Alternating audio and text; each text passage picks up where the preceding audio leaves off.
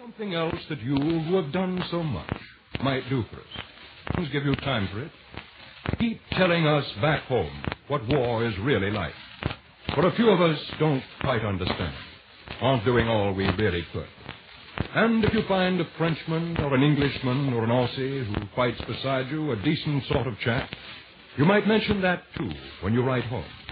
We, all of us together, not only have to win the world this time, we have to live in it afterwards. We have to get to know the neighbors better. And you can help our understanding. That will help us to help you.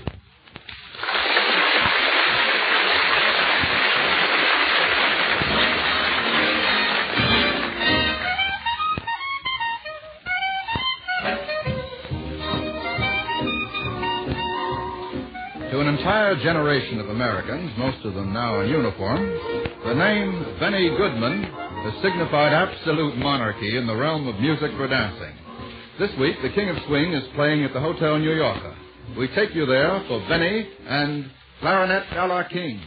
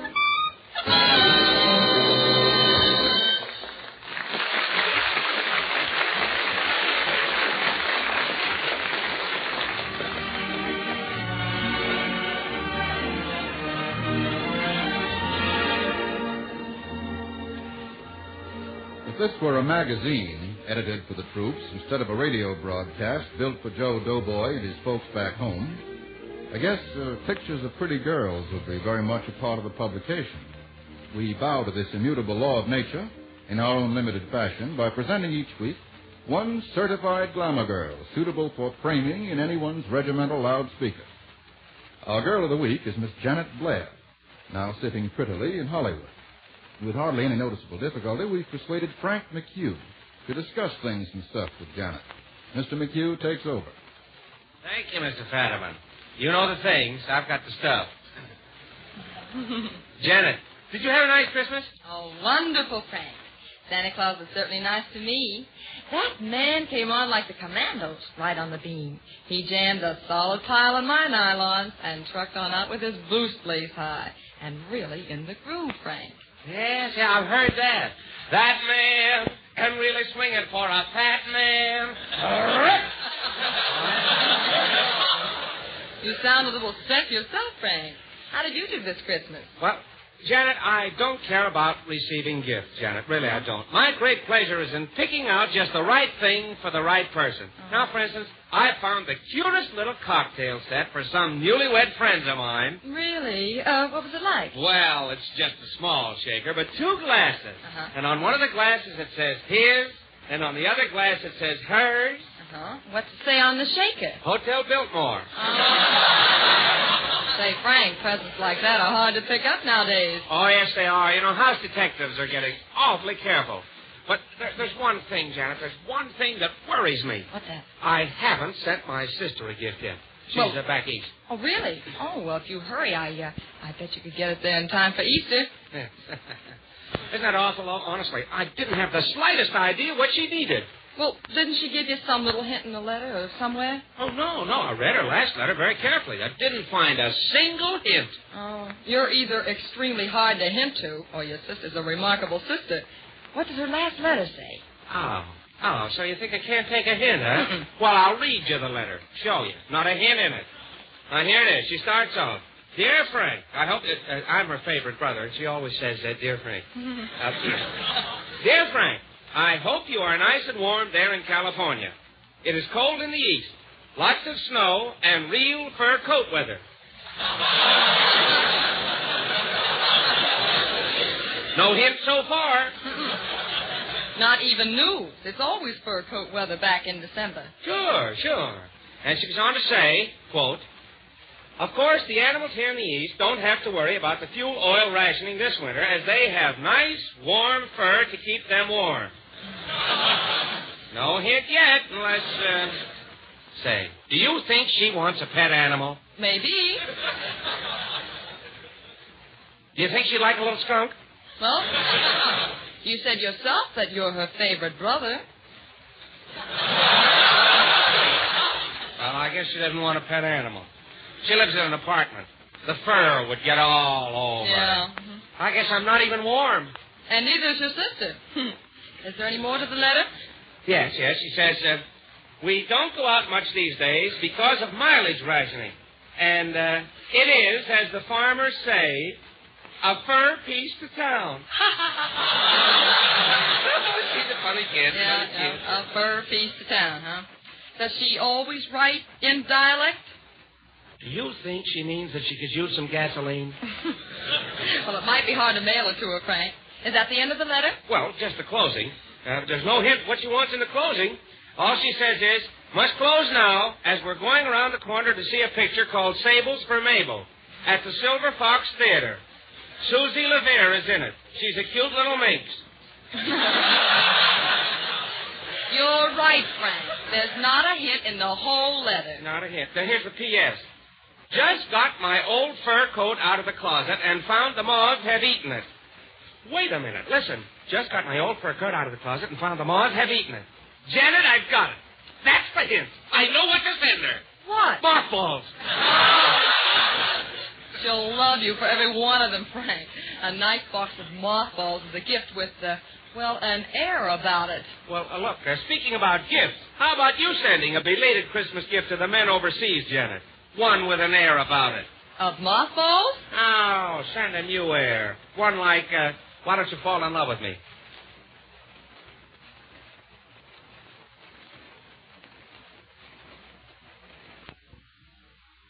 Fairy godmother. Fairy godmother. Fairy godmother.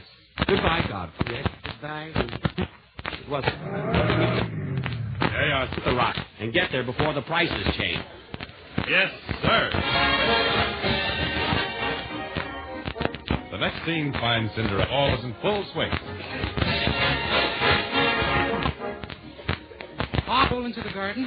The garden? What's going on there? There's a hockey game tonight. Oh, well, that'll be fun. Don't forget, Princess, the next dance is ours. All right, but it'll cost Ours. a dime. Cost you a dime. Cost you a dime.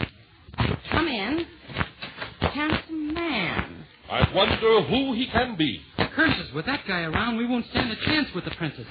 Tell me, who are you, you great, big, handsome brute? I won't tell. It's me, folks. You know Cinderella? Well, why don't you tell me, big boy? I'm the princess. Don't bother with him. He's probably advertising something. Go away, Dennis, and you two down. I'm gonna dance you down. I'm gonna dance you down. I'm gonna dance you down. I'm gonna say you down. I'm gonna say with his... Prince, big cupcake. You know, brother, there's something familiar about his face. He looks not unlike that famous radio louse we know.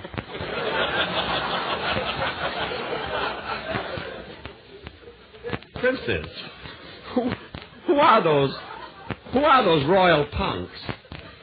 Oh, just a couple of my suitors, but they're both clucks. Oh, clucks and suitors. I catch on.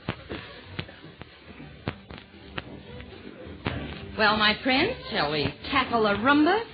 Well, to tell the truth, I'm a little behind in my dancing. Well, that's all there is to a rumba. Then let's try it. Ah, Princess, you are wonderful. You dance just like Ginger Rogers. And you dance like Fred Astaire. Well, I know enough steps to be a stare. Gee, another stinker. Kiss me, my darling. Kiss me, my fair one. Oh, that guy is here again. Who is he? I don't know. He's been nice to me. Yes. And it is nearly 12 o'clock. And remember, Prince Charming, you must be home by the stroke of 12. Oh, hallelujah, you're a bum.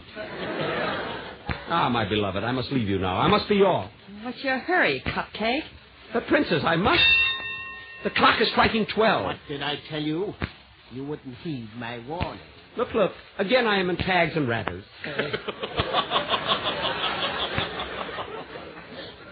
Again, I'm in rags and tatters. I knew this dream couldn't last. Throw the bum out. Look, it's our stepbrother, Cinderella. I knew his face was familiar. But, Godfather, we should have had a rehearsal. Godfather, what happened to my beautiful tuxedo? I'll show you what happened to it. Horatio! Horatio! Hello, stranger. Schlepperman. Tell him what happened to his clothes. Well, Princey, here's the lowdown. I rent the princess suits for all kinds of dances and masquerades. You said it. Quiet. And Mr. Godfather told me I should rent you this suit until 12 o'clock Eastern Standard Time. Positively. Quiet again, please.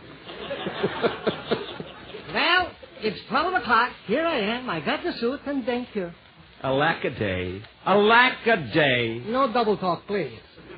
And you, Princess, don't forget, please. I've won that dress back in the morning. Okay, you'll get it. Oh, look, I still have my glass slippers. Those are sugar bowls. They go back to Lindy's. So do I. Music, please.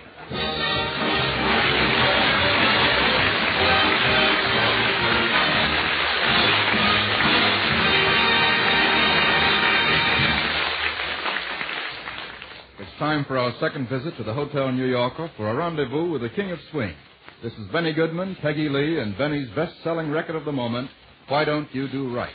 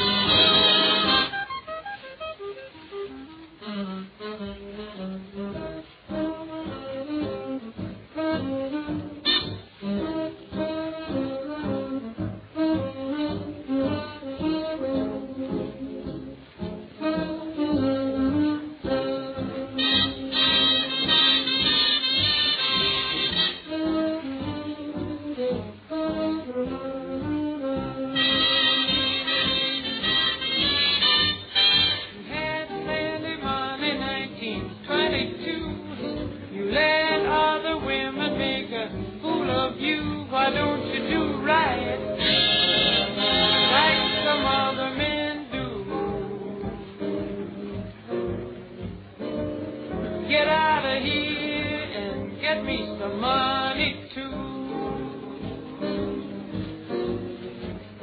You're sitting down wondering what it's all about. You ain't got no money, they will put you out. Why don't you do right like some other men do?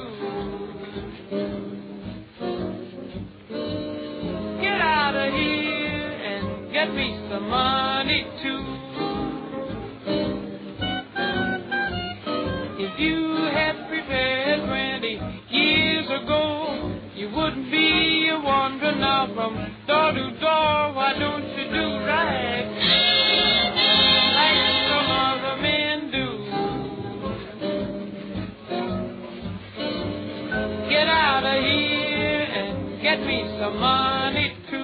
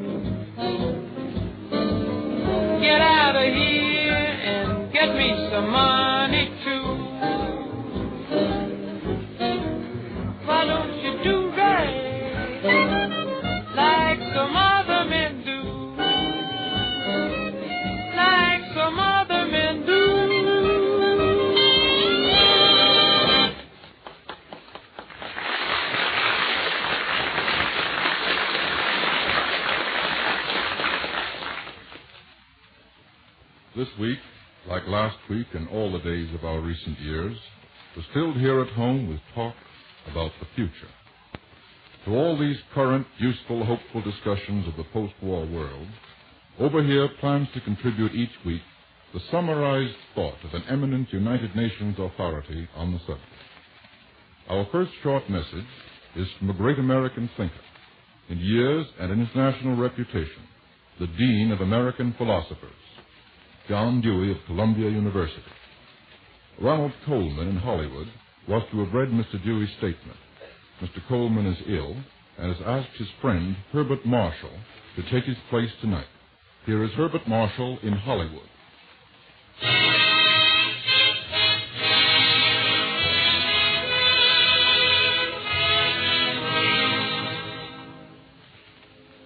There is nothing permanent except change, wrote Heraclitus over 2,000 years ago.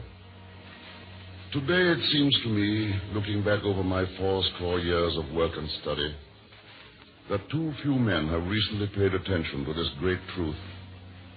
Every day I hear people talking about the future in terms of after the last war. But this is another war. What comes after this war will not be what came after the last one. Men have changed. Living conditions have changed.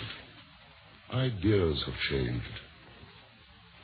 Just as this is a new style war, so the peace will be, must be, new style also. Military triumph followed by truce is not enough. Peace alone will not settle things permanently. Peace offers only an opportunity for building a better world. We have been promised a people's world of security and opportunity after the war. But unless the peace is a people's peace, the promises may fail. More than at any previous time in the world's history, The future is up to the people. They must see that the victory is a true victory for the democratic nations. Of course, there will be no shortcuts to our goal.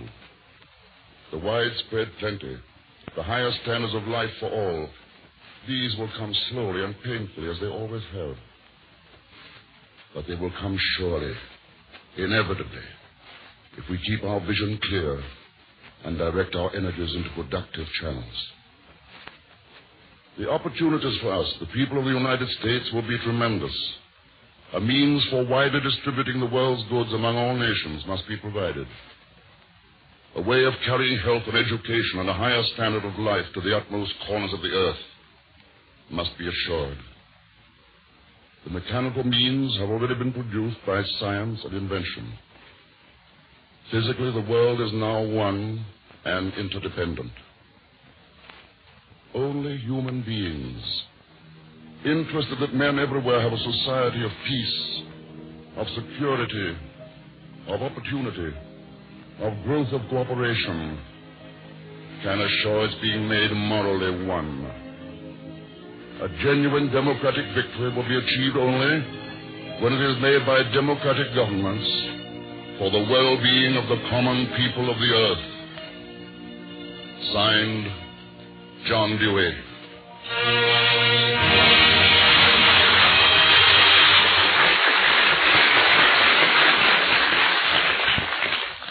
As you listen to the words of John Dewey, I hope 7 of them burn their way into your minds. The future is up to the people. Now that's a challenge which we all must meet. This is a people's war. We must fight it, we must pay for it, win it, and finally share equally in the peace that follows. So there's one war job that each of us can and must take on. Buy bonds. Lend your country the money to buy the fighting tools to equip the men who are doing the actual fighting in every corner of the globe. The bonds you buy today will not only do that, but it will also give you and your family an option on the future. The peace that follows this war must not be a barren one. We must not let it be merely a peace that denotes the end of a war. It must be a beginning of a new security and a new prosperity. That part is your job. 10% of what you earn every payday in bonds and stamps. It will not only help win the war, but it will guarantee to each of us a share in the victory and peace that must follow. Remember, each of us has a war job. Let's get on with it. 10% of what you earn every payday in bonds and stamps.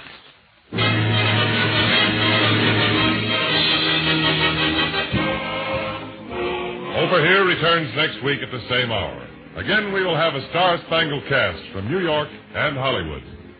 Listen at home next week at 7 o'clock Eastern Wartime. Listen with your men in the service. This is James Wallington speaking. Over Here originated in New York and Hollywood. This is the Blue Network.